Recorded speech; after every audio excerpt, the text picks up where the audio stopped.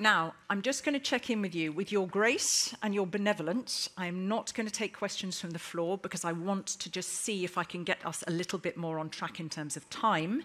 And they, with all of their brains, have already been traumatized by me into crystallizing all of that brilliance into but a couple of minutes in each response, okay? So I think that's a tough enough job as it is. Very briefly, and I really mean in a few sentences, who are you? What's your day job?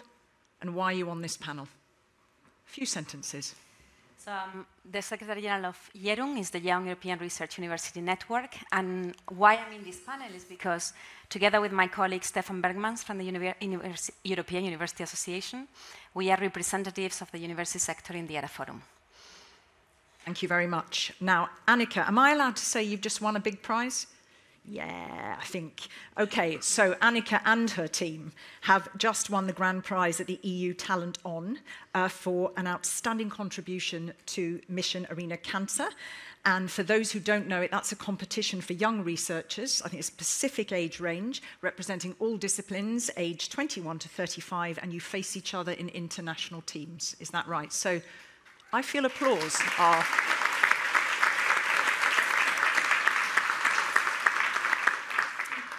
Tell us a little bit in a few sentences about yourself. So I'm a PhD candidate in Leiden. I work on cancer survivorship. I'm a neuroscientist, but I also have a passion for policy. And in that regard, I am also involved at the PhD Network Netherlands that represents all PhDs in our country. Thank you very much. Let me turn to the gentleman on the panel. Sergei, tell us a little bit about yourself and what you love about your day job. Well, I am passionate about my day job, which is co-creating the research and innovation policy on the European level. And I do that in multiple functions. One of them is being a science attaché for Slovenia.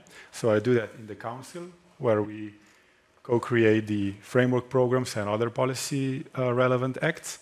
And I do that together with Anna and all the countries and all the stakeholders in the ERA Forum, where I co-chair it together with Anna. Thank you. You have your work cut out, I think. Yes, I think so. Yes, so tell me what, I don't know, how do you prioritize? What are the main, you know, when you're thinking about all the different things that comprises your work, what's your main focus, your main approach? I think my main approach is try to create team spirit. So how we can bring all our efforts together in order to deliver something big. So an ERA is one of these areas where I really believe that we can all achieve if we are working closely together with stakeholders, with member states, in the ERA Forum, in the ERAC. So that's the only way we will be able to deliver ERA. Working together, prioritizing together, agreeing or disagreeing, but finding consensus for the next steps. Yeah, and that's a big one. And as I think I said to all of my speakers when I met them online and before the event, that's the thing the moderator most hears in every sector. We must collaborate better, and it's true. How do we do it? We have all the tools. We heard it from Potočnik. You know, we have all the capability, and we're sort of shooting ourselves in the foot so often. But did you want to? No? You agree? Oh, well, there's a little bit. Okay. So we're going to run this a little bit like I call it a sort of a brain box quiz show. That's how we're going to run this panel, okay? I'm going to start, because we've got this, the policymaker and the researcher, and we've got this nice bridge. So we deliberately got this mix. So we've got those actors in that ecosystem. Just in perhaps a couple of minutes, some specific impact that ERA has really had on your life or your career. Just what does it mean for you?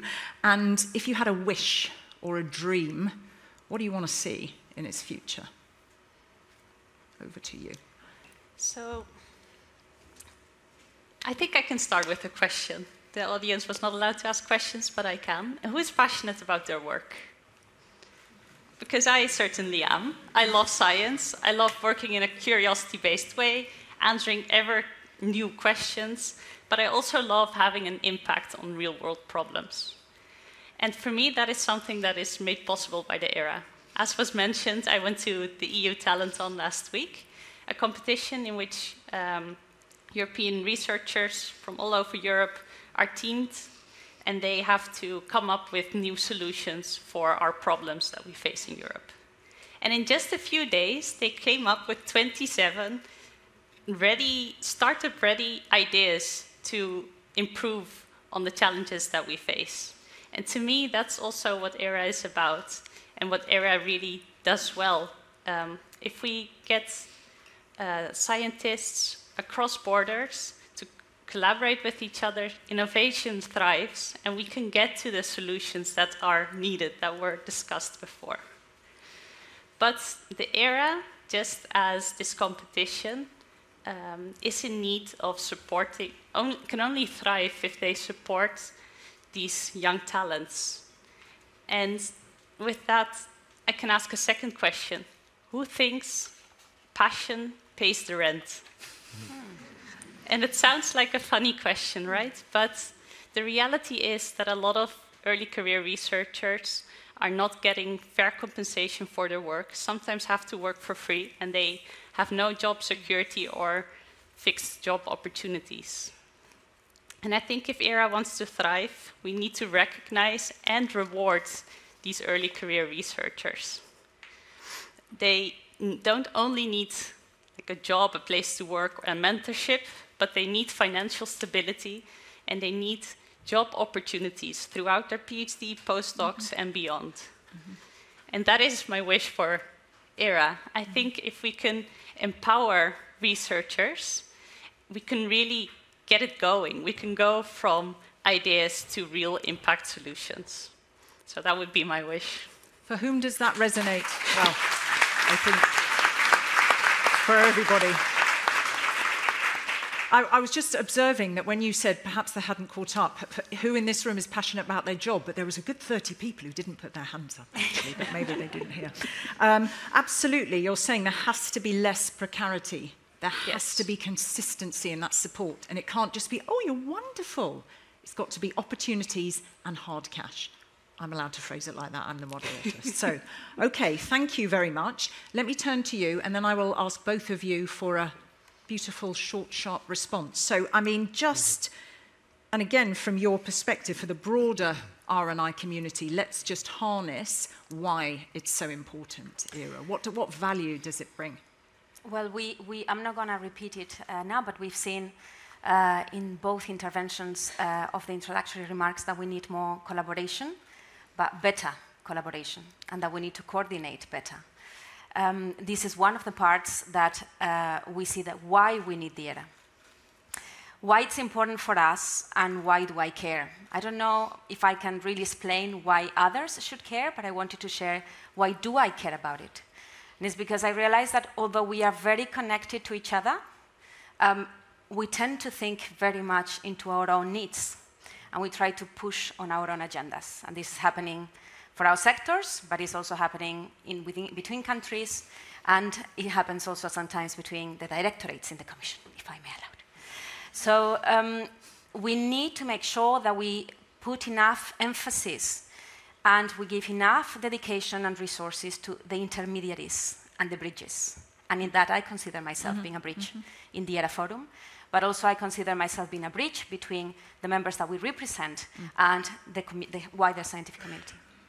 And I think one of the key things that I wanted to highlight on why ERA is important for us is being spoken by Marc, by Director General Lemaitre, that he mentioned the second most important thing in the revamped of the ERA is being the stakeholder engagement.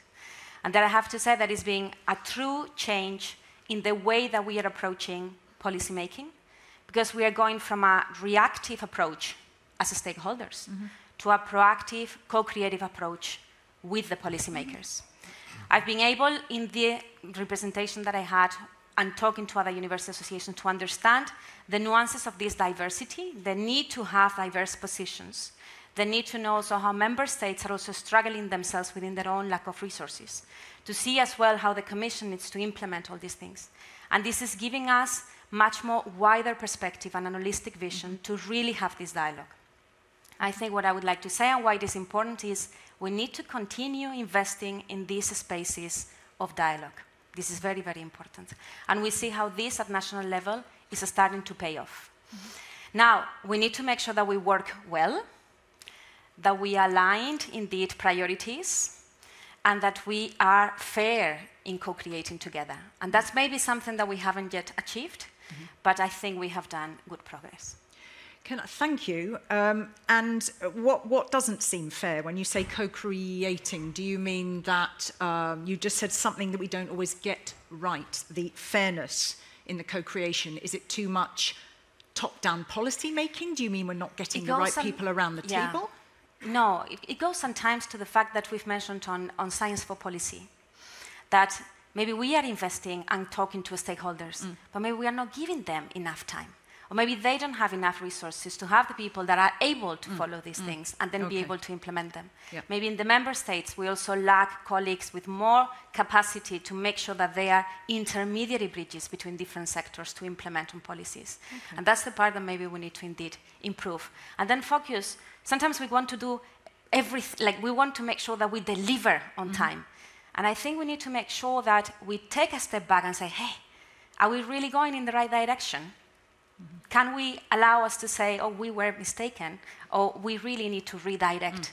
And that's something that sometimes we don't allow ourselves. But very important points. One is having time. We live in a world that doesn't prioritize time and space as being unutterably important.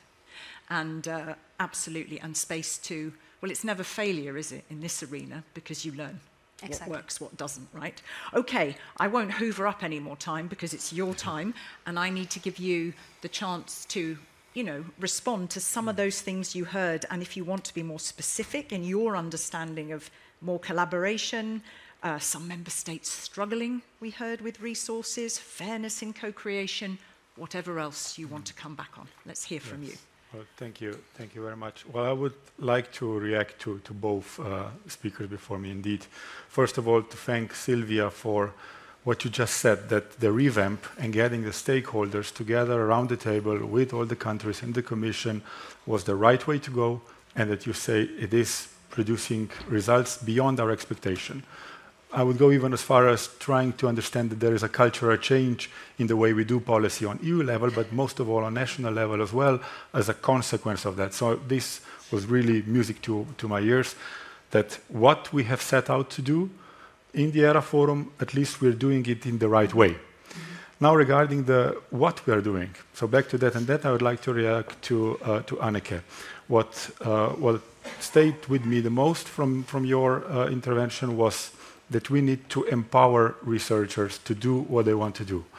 So I think that was a great message for me, that researchers just want to do their work. And us as policymakers, our sole responsibility should be to enable them to do their work. In other words, this responsibility is written in the treaty. Janus referred to this already. We need to realize a space where researchers, knowledge and technology circulate freely around Europe. We need to realize the fifth freedom, which Janus reminded us about, and then, of course, the Enrico Letta in his report as well.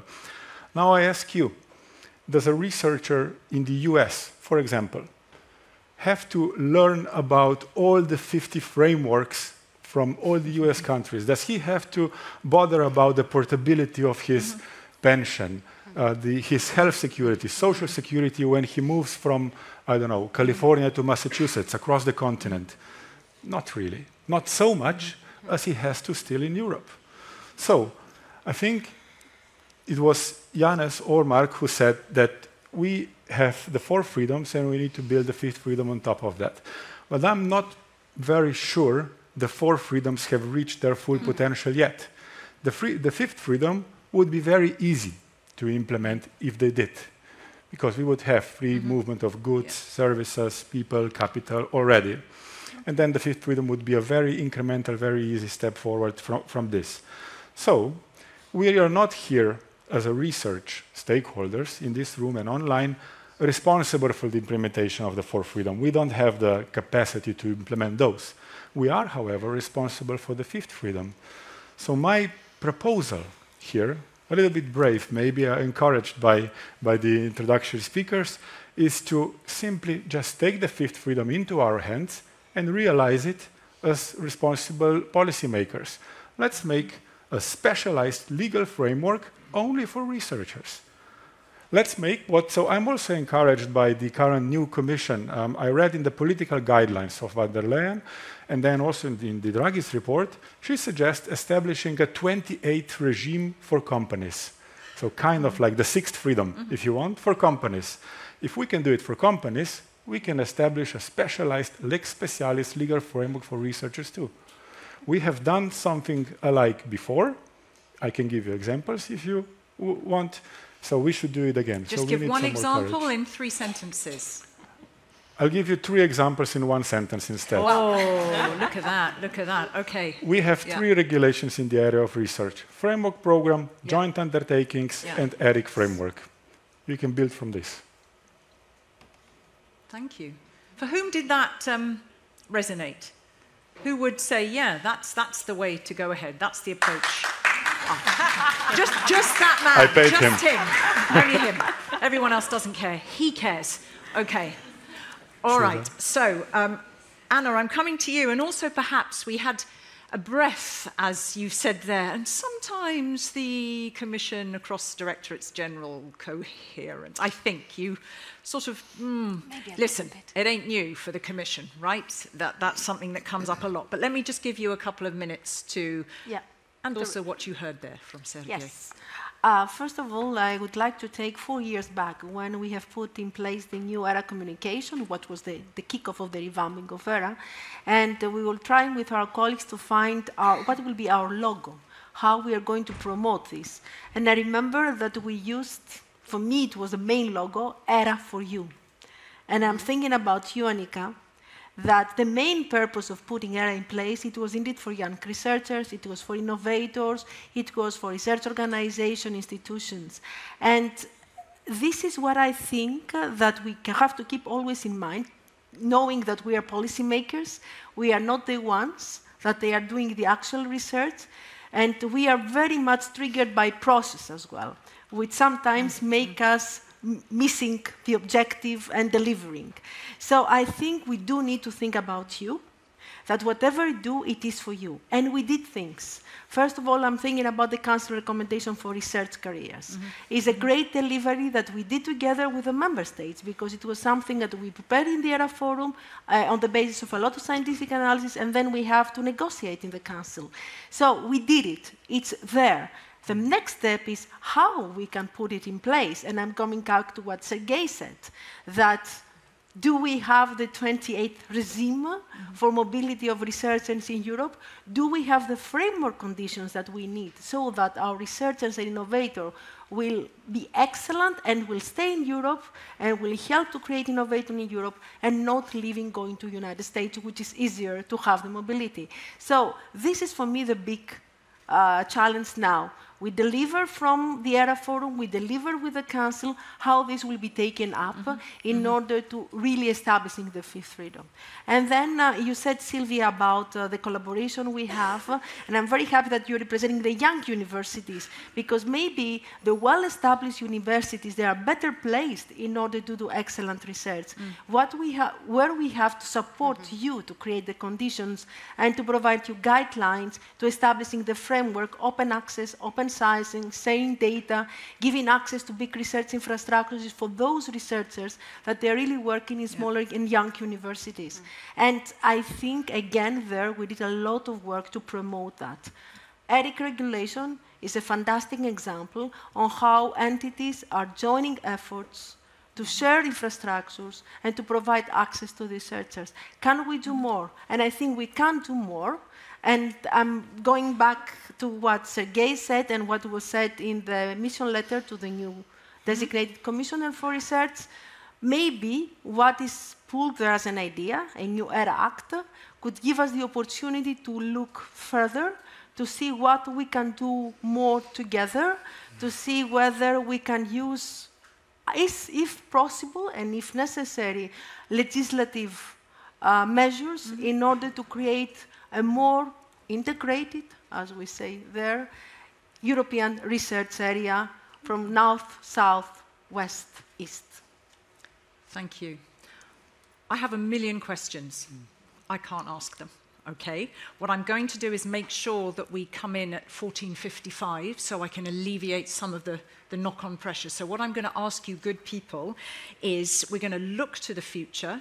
We've looked at some of the things that are important for you, some things that really need some tinkering with, more than tinkering with, what's important, how do we build? So if we're looking at those guiding, kind of the guiding questions of the conference, how can ERA really contribute to the realization of the fifth freedom and to a competitive Europe that, I think, Jonas Petrosnik, you said something about, but maybe I got this sovereignty depends on collaboration, but maybe I got that completely wrong, I don't know. But for me, I always think that we're missing, that we can only enhance competitiveness through collaboration. They're often seen as entirely separate entities, but how can it contribute to a more competitive Europe in all of the ways that were a wish list and an articulation that we heard? Literally, good people, a minute each. Can you do me the honor of articulating that in a minute and 30 seconds, just to the point? Two main things from my side. I think we still see a lot of things in silos, and we are now talking about the possible European Research Area Act, and research and innovation happens together. So that's, even from our side, we are very much advocating for including education there as well, but at least research and innovation cannot be linear. They happen really when they are able to collaborate with each other. And the last part, very briefly, because I wanted to take the words of former Potocznik, the Commissioner, on prosperity and the indicators that we need to take to evaluate what we really want in Europe. We still compare ourselves with rankings, we still compare ourselves with economic growth, and we are unable to put a number or a tangible indicator that proves what we are really valuing in our culture. And this is something that we really need to make sure that we work on, and there is work in RTD, in prosperity, that we may need to advance. And the COARA initiative is something that really shows us how to value assessment differently, but we need to incorporate it into our future. Well, I think well-being, I think you put that, you know, it's that should be the best indicator, but well-being across the board in the most inclusive fashion. Just because I'm a stickler for this and slightly obsessed, when you talk about we can't do it in silos, is there one thing that you would say? Because obviously not collaborating as well as we could be public-private partnerships, might be all great in the research stage, and then it gets to commercialization, and it sort of gets tricky, and maybe, or it could be, I don't want to share my data, or, well, I'm going to publish something of excellence, and that's my area. So not collaborating as well as we could takes many forms, right? If there was one, briefly, area that you say, this is what I mean, Kat, when we work in silos, what would it be? What would you want? It is exactly that structures where we are collaborating with basic research and already ideas for pre-commercialization, but we give them a safe space to discuss. Okay. And these are initiatives that are happening there. There is Odin from Aarhus University, and that's, for example, one thing that we should take into consideration on how to work better together. Thank you. May I come to you, Annika? Yes. I think one of the points that I would like to emphasize is that we are talking about advancing competitiveness of Europe, but there's still a lot of competitiveness within Europe. Yes. And there are not equal opportunities for all researchers within Europe. And I think we can really make more steps if there are more equal opportunities between the different countries. It shouldn't be the case that one country is getting a brain drain because other countries are advancing. We need a whole of Europe to be able to contribute. And I think for the era, for the next coming years, that should also be a point of consideration. And did you have any conversations with other researchers in that recent conference? You said you all came together, you know. Did that come up? Or was that something that's just you're very passionate about? No, so it's something that came up. I'm also currently doing a research exchange in Lisbon. I find it painful that that I'm actually employed where they are not. They have a scholarship. Within the EU Talenton, it became a bit awkward when people were asking, what kind of rights do you have? What kind of career prospects do you see? And I think they should be more equal within Europe, because we were all brilliant minds. And everyone in my team was brilliant. I think Europe can make so much more steps if all of these brilliant minds get their opportunity to advance. And I think it's very important that we have this collaboration, that we're moving between universities, but it shouldn't be the case that all want to move to a certain amount of universities and others are being left behind. Excellent point. Thank you. Sergei. Well, if you ask me about competitiveness and what we can do as ERA for this, and I would like to use sustainable competitiveness at least, as Mark did for this. Well, what better source to look at for this moment than Draghi's report, because it's titled Competitiveness, right? So if I paraphrase it in 3 words, what he sees as the necessary elements there is good framework, investments, and what's the third one? Governance, right? So governance in the area of research and innovation, we have the ERA Forum. Sylvia said we're doing it the right way, we'll do it even better, but we have governance. Then we have the framework, that's the 5th freedom. I already spoke about that, so that leaves me only with investments. And now Mark already mentioned there are great examples where countries were able to pool their resources together into the common goods. There are also not as efficient examples, but I would focus really to take the best ones and see how we can do more of that. There is obviously a very big willingness and desire of member states to pool funding together into strategic priorities. The important projects of common European interest are a proof of that. The tripartite partnerships, such as Euro-HPC and others, are a proof of that. So more of this. As Janne said, we need to have a bigger framework program, but we need to use it better to attract all the funding, put it together into a common priorities and make a change. Be very strategic about its be very strategic about its application and how it's applied. Of course, but also what you said, you got public-private partnerships and you got many forms of collaboration. But one form works better than others. So in some areas, let me give you an example of hydrogen. There, it's great, but I think there's room for improvement because we have a public-private partnership, a joint undertaking in hydrogen. Then we have an initiative of the member states within ERA for green hydrogen. And then we have the hydrogen valleys, which are kind of like pushed by the Commission. Why 3? Wouldn't it make sense to agglomerate and pool all efforts together in one framework, such as in Euro-HPC, for example, or research infrastructures, which is bottom-up led by member states initiative, and then money comes with it naturally. Okay, thank you.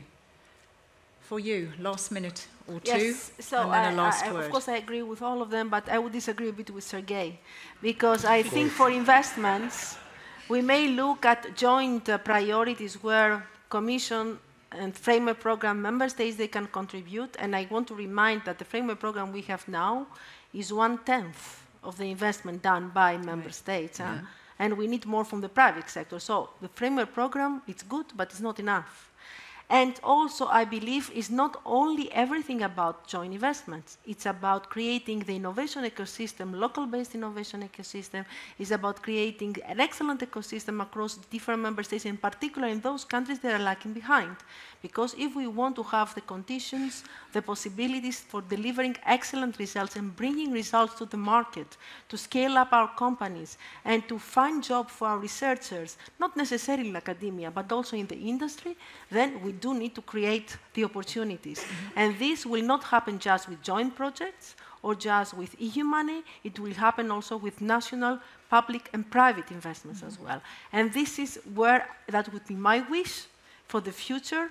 Let's try to find the ways that make research and innovation more popular, demonstrating, as the von der Leyen president said, that it should be in the heart of our economy and create the opportunities for more public and private investments for excellent research that will bring excellent results for European competitiveness.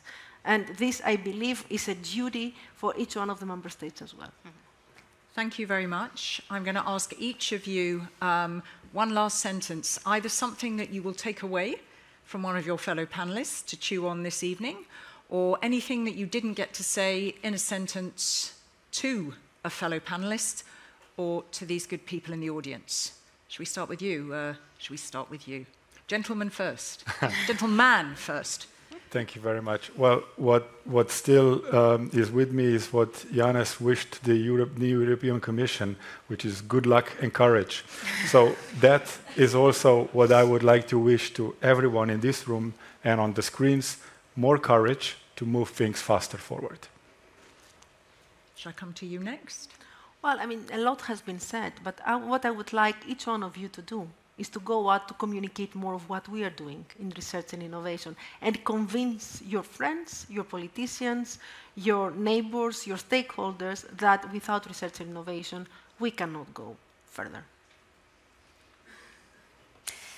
Well, I think good luck depends very much on the actions we take. And on that, I think we should all be bolder and realize that we have the responsibility, each of us, a part of it, to really change the way we are seeing things and be more bold in taking the decisions of the challenges we already know that they are. Thank you. Annika. I can only agree. I think the most important part of today is that we all have the responsibility to make things change, and we all know what we want to improve, or kind of know how we want to improve.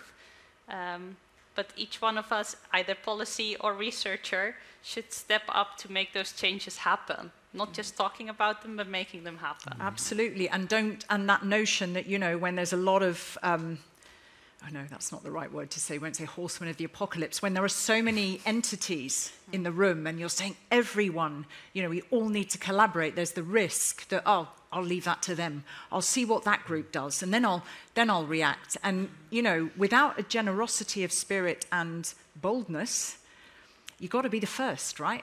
If you wait for the others, then we're all waiting. We all need to take a bit of this hot potato. Yeah, hot potato. Thank you. Thank you very much to all of you, and for honouring distilling the contents of your considerable brains, experience and expertise. I'm very grateful. Warm thanks, please, for our opening speakers. Thank you.